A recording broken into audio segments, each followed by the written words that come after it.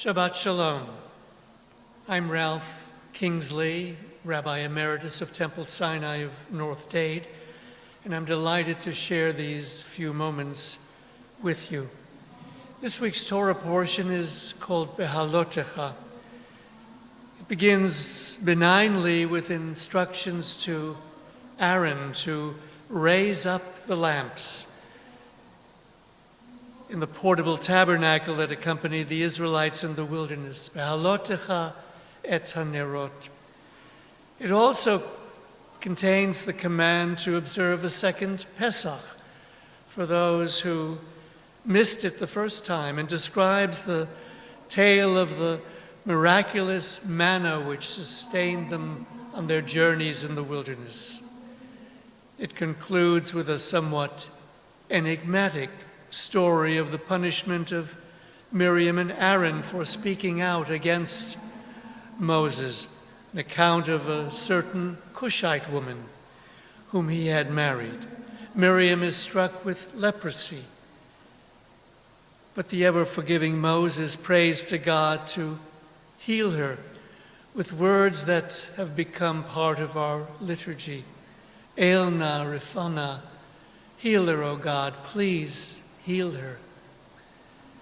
And sandwiched between all of the above is a short episode dealing with two men whom we meet only here briefly, Eldad and Medad.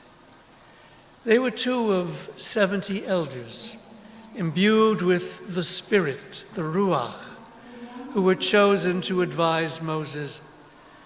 But while the group accompanied Moses to the tent of meeting, the two of them stayed behind and prophesied in the camp, to the dismay of Joshua, who was to become Moses' successor.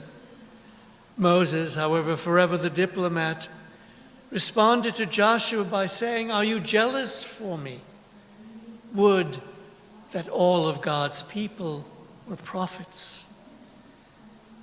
Indeed, Moses was not only the diplomat, protective of two people who simply did not follow the crowd, but he understood that conventional people sometimes speak God's word in profound ways, and that was no sin. We, people of faith, are fond of hearkening to the biblical prophets who spoke truth to power, challenging their leaders when they felt justice was being perverted. We delight in telling the story of Nathan, who confronted no less a person than the mighty King David over the fate of Uriah the Hittite, whom David had sent to do battle and to be killed so that he could marry his wife Bathsheba.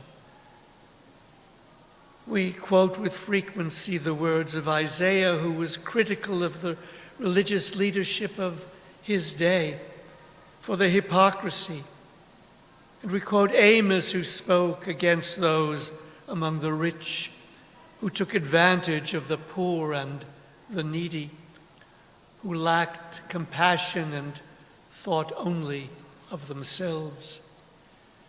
We point to modern examples like Rabbi Stephen Wise, Dr. Martin Luther King, and World War II Germany's Pastor Martin Niemöller, who were not afraid to use their pulpits to speak against the oppressive politics of their day, and who sought to inspire their congregants to do likewise, sometimes even under threat of imprisonment or death.